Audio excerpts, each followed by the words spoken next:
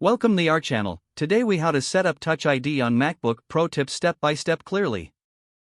To set up Touch ID on your MacBook, start by ensuring your device supports this feature. Open your MacBook and sign in to your account. Click on the Apple logo in the top left corner of your screen. Select System Preferences from the drop-down menu. Locate and click on Touch ID. In the Touch ID settings, you'll see options for adding fingerprints. Choose Add a fingerprint to begin the setup process. You will be prompted to enter your MacBook's password for security. Place your finger on the Touch ID sensor located on the top right corner of your keyboard. Lift and reposition your finger according to the instructions on the screen.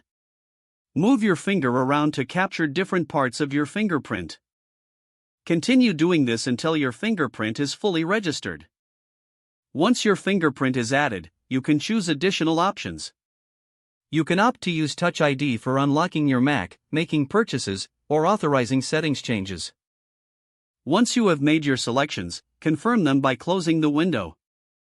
Test your newly added fingerprint by locking your MacBook and using Touch ID to unlock. You are now set up to use Touch ID on your MacBook seamlessly. If the page does not load, refresh the browser or try again in a private or incognito window. Make sure you are using the correct email address, then retype it carefully to avoid small typos.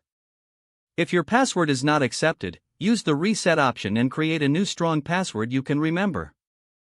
Check your spam folder for verification or security emails, then complete any requested confirmation steps. Enable two-factor authentication if available to improve account security and reduce unauthorized access risk.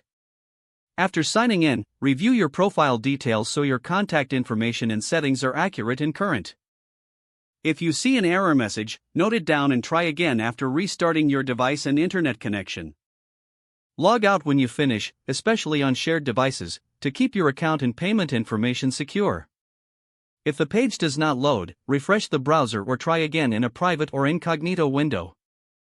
Make sure you are using the correct email address, then retype it carefully to avoid small typos. If your password is not accepted, use the reset option and create a new strong password you can remember. Check your spam folder for verification or security emails, then complete any requested confirmation steps. Don't forget to like this video and subscribe to our channel for more step-by-step tech guides.